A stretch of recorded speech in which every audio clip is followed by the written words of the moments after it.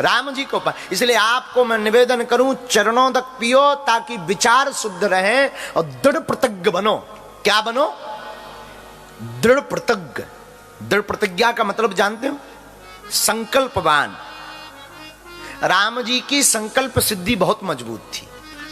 जो प्रतिज्ञा कर ली, राम जी ने प्रतिज्ञा की, निश्चरहीन करो मही भुज उठाए प्रण की।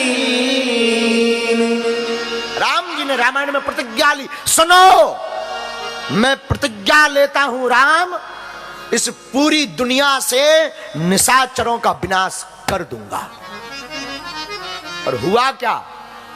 बड़े बड़े राक्षस विराध जैसे बड़े बड़े राक्षसों का वध राम जी करते हैं। वही राम जी प्रकट भये। और कल की कथा कहां सुनी? आजू मिथिला नगरिया निहाल सखिया, अरे हाँ आजू मिथिला नगरिया निहाल सखिया, हाँ हाँ निहाल सखिया, चारों दुल्हा में बड़े का कमाल सखिया, चारों दुल्हा में ये बड़े का कमाल सखिया। सावर सावर गोरे गोरे जोड़िया जहान है, अखियां न देख लेना सुन लेना कान। ऐसा दूल्हा है कि ना तो आंखों ने आज तक ऐसा दूल्हा देखा है, न कानों ने ऐसे दूल्हे को सुना है। अखियां न देख लेना सुन लेना कान रे, जोग जोग जोड़ी जीवे बेमिसाल सखिया हो, जोड़िए जीवे बेमिसाल सखिया, चारों दुल्हा में बड़े का कमाल सखिया, चारों दुल्हा में बड़े का कमाल सखिया। चारों भाइयों का विवाह हुआ, राम जी का, भरत जी का और शत्रुघ्न जी का और लक्ष्मण जी का। इन चारों भाइयों का विवाह अद्भुत हुआ और चारों की जोड़ी बड़ी प्यारी लग रही है। विवाह तो हो गया, अब पूरी बारात जो राम जी के साथ, जो राम जी की अवधपुर से आई थी ना, वो पूरी बारात जनक जी ने निवेदन किया कि सबको भोजन करवाओ। सब बारात बैठी भोजन जीवने को, भोजन पाने को। पुनी जेवो नार भई बहु भांति, पठे जनक बुलाए बराती।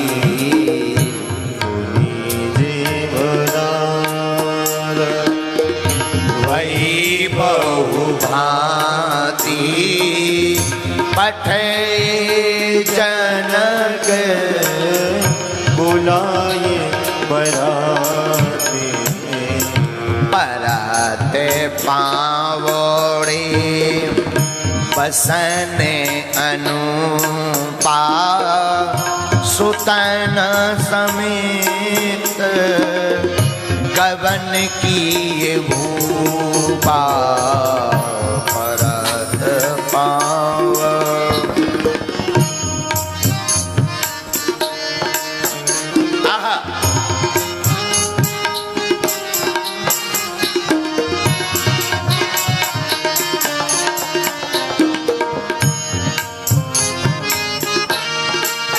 कहते हैं राम जी, लक्ष्मण जी, भरत जी और शत्रुघ्न जी चारों दुल्हा जनकपुर में बड़े दिव्य लग रहे। बारात में ऊंचे आसन पर राम जी बैठे, भरत जी बैठे, लक्ष्मण जी बैठे और शत्रुघ्न भैया बैठे, दशरथ जी बैठ गए। गुरुदेव वशिष्ठ जी और विश्वामित्र भी विराजमान भये। महाराज जनक जी की तरफ से सतानंद गुरु जी भी विराजमान भये और महाराज जनक भी दशरथ जी के विशेष कहने पर राजा जनक और दशरथ जी दोनों समधी हैं, दोनों बगल बैठ गए। देखो भैया, गोस्वामी जी कहते हैं सम समधी देखे हम आजू। समधी का मतलब क्या होता है पता है? समधी का मतलब होता समान। आजकल समधी कम बनत, जो ये ज्यादा फेंके वही समधी। हाँ, पहले के जमाने में लेवल देखा जाता था, ये हमसे बड़े ना हो और छोटे ना हो। आजकल ये देखा जाता है कि ये कितना दे रहे हैं। गोस्वामी जी कहते हैं सम समधी दे हे हम आजू श्री राम जय राम जय जय राम श्री राम जय राम भैया जय जय राम श्री राम जय राम जय जय सब बारात बैठी तो पावड़े बिछाए गए, भोजन परोसा गया। सब बाराती और राम जी, लक्ष्मण जी, भरत जी, शत्रुघ्न जी भोजन पाने लगे। तो विवाह का नियम है कि जब बारात भोजन करती है तब सखियां गारी देती हैं, गारी गाली जाती हैं शादी की। अब आजकल तो ये प्रचलन ही बंद हो गया। आजकल गाली का जमाना गया, अब डीजे का जमाना आ गया। हाँ, अब गाली सुनने को नहीं मिलती। पहले के जमाने में माताओं का आभूषण होता था। जब शादियां होती थी तो माताएं गारी गाती थी, और रामायण में भी वर्णन आया समय सुहावन गारी बिराजा हसत राव सुनी सहित समाज। विवाह की गालियां में गाली सुनकर आदमी हंसते थे। अब आजकल गारी दे दो तो गारी के बदले ठाठा हो जाए। लेकिन शादी में जब गारी दी जाती ना तो दोनों पक्ष हंसते हैं। और यही हुआ अयोध्या में, जनकपुर में। जनकपुर में जब सब भोजन करने लगे तो एक अद्भुत आश्चर्य हुआ। बोले क्या? बोले दशरथ जी बहुत हंसे। क्यों हंसे? आज की बात सुनो सजनी, मंडप में भयो एक कौतुक भारी। आज कौतुक हुआ, जीवन बैठी बारात सबई, तो सब नारी चढ़ी मिथिले से अटारी। जब पूरी बारात भोजन करने को बैठ गई तो सब जनकपुर की नारियां अटारी पर चढ़ गईं। सब नारी चढ़ी मिथिले से अटारी। जो गाने वाली थी, गायन करती थी जो नारियां, राम के रूप को निहारत ही, राम जी के रूप को जब उन सखियों ने देखा, जनकपुर की नारियों ने, राम के रूप को निहारत ही मोह गई सब गावन हारी।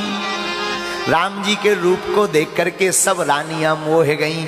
और क्या गाली देनी थी दशरथ जी को? राम के रूप को निहारत ही मोह गई सब गावन हारी। और भूल गई अवधेश को नाम, सो देने लगी मिथिलेश को गारी। राम के रूप को निहारत ही मोह गई सब गावन हारी। कैसी मोही?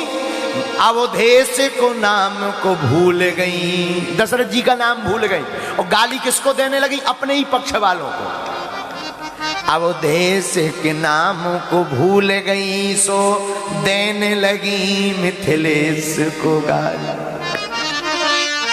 गाली देनी थी तो दशरथ जी को, लेकिन राम जी के रूप को देख करके सब सखियां मोह गईं। आहा हा, और सब हंसने लगे। राजा जनक को ही सब गाली देने लगी। सब हंसने लगे, भैया वाह। दशरथ जी कहे, बोले कहो।